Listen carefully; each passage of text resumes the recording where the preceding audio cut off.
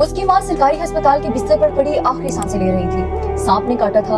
Doctor آیا تو اسے قریب بلا کر کہنے لگی، مجھے کوئی سستا سا ٹیکا لگانا، میرے بیٹے کی جیب خالی ہے۔ یہ ماں باپ بھی ہوتے ہیں جو اپنی اولاد کا اتنا سوچتے ہیں، اتنا کرتے ہیں۔ یہ والدین ہی ہوتے ہیں جن کے بغیر گھر ویران اور اداس ہو جاتے ہیں۔ زندگی میں نافرمانیاں اور ستانے کے بعد جب والدین دنیا سے چلے جاتے ہیں تو ہم کیا کرتے ہیں؟ پھر جا کر ان کی قبروں پر ہوتے ہیں، قبروں پر معافی مانگتے ہیں جن کی ہم نے زندہ ہوتے ہوئے قدر نہیں کی۔ اور یہ والدین کا کیا مقام اور مرتبہ ہے؟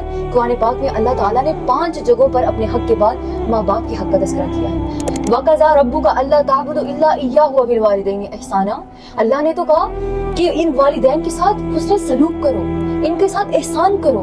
یہ ماں باپ بہت ہی عظیم ہستیاں ہوتی ہیں۔ ایک شخص میرے پاک پیغمبر علیہ الصلوۃ والسلام کے پاس آیا اور آ کر عرض کرنے لگا، اللہ کے نبی مجھ سے گناہ ہو گیا۔ میرے پاک پیغمبر نے کہا، کیا تمہاری والدہ زندہ ہے؟ کہنے لگا، نہیں اللہ کے رسول صلی اللہ علیہ وسلم۔ تو میرے پاک پیغمبر نے کہا کہ جاؤ اپنی خالہ کی خدمت کرو۔ ماں کا اتنا مقام اور مرتبہ ہے کہ اگر وہ اس دنیا میں نہیں ہے، حیات نہیں ہے، تو اس کا قریبی رشتہ دار، اس کی بہن کو اللہ نے اتنا مرتبہ دے دیا ہے کہ اگر کوئی گناہ ہو جائے تو خالہ کے پاس جاؤ، اس کی خدمت کرو، اللہ تمہارے گناہ بخش دے گا۔ پاک پیغمبر علیہ الصلوۃ والسلام نے فرمایا کہ 3 شخص ہیں جن کے اللہ تعالیٰ کبھی بھی دعا بد دعا رد نہیں کرتا، جن کے اندر سے ایک والد کی، والدین کی بد دعا بھی۔